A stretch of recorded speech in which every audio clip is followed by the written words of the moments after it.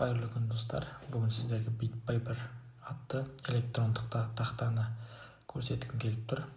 Қазіргі кезде барлық нәрсе онлайн болғандықтан бұл тақтаның өте көмек зор, себебі барлық қатысушылар онлайн отырып бір тақтада жұмыс істей алады. Әрі қарата қазір көрсететін боламын. Ең алдымен кез келген браузерге BitPaper доска деп жазсақ, бірінші сайт шығады. Осы сайтқа кірсек, бізде бірден бірінші бетіне көрсетеді. Бізде авторизацияға бұл жерде бізде өзіңіздің Google аккаунтыңызбен, немесе почтамен, немесе iPhone болса сізде iCloud аккаунтыңызбен тіркеле берсеңіз болады. Ешқандай да қиындық болмайды. Одан кейін бізде бастапқы бетте создать бумагу деген бар. Осы жерде сізде барлығы нақты, сіз өзіңіздің тақтаңызды сақтай аласыз, тақтаңыздың атын жаза аласыз. Мысалы, мен қазір алгебра деп бір тақта ашатын болсам, бізде дәл осындай тақта пайда болады. Бұл телефонда да, ноутбукте де жұмыс істеуге болатын өте ыңғайлы тақта. Қарапайым қаламнан бастап фигура, сызу, карандаш барлығы бар.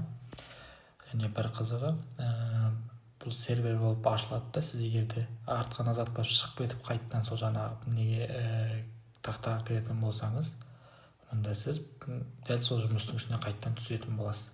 Енді шеттен бастап функцияны қарайтын болсақ, бірінші фото жүктеу. Мысалға, бұл жерге фото жүктейтін болсақ, кез келген галереяңыздағы, мысалы, соңғы алған бір фотоны жүктейміз.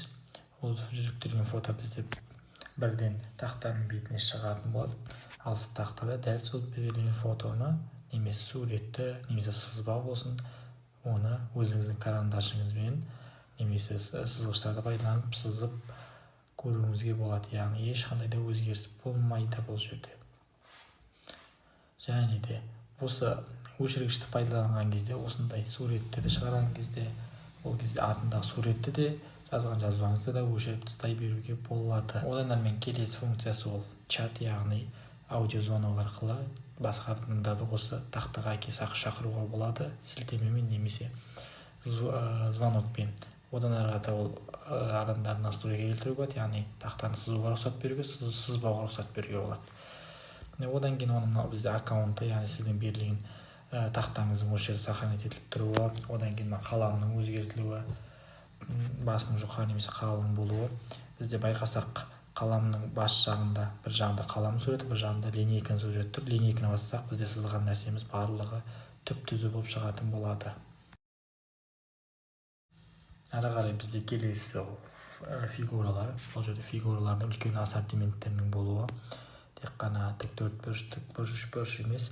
Бұл жерде бізде кез келген фигуралар болсын, суреттер, кез келген аңның болсын, формалар бар. Яғни төменгі сынып оқушыларына осыларды беріп, ішкі бөліктерін боятуға деген секілді пайдалануға болады. Бұл формалардың өте ассортиментінің үлкен болуы.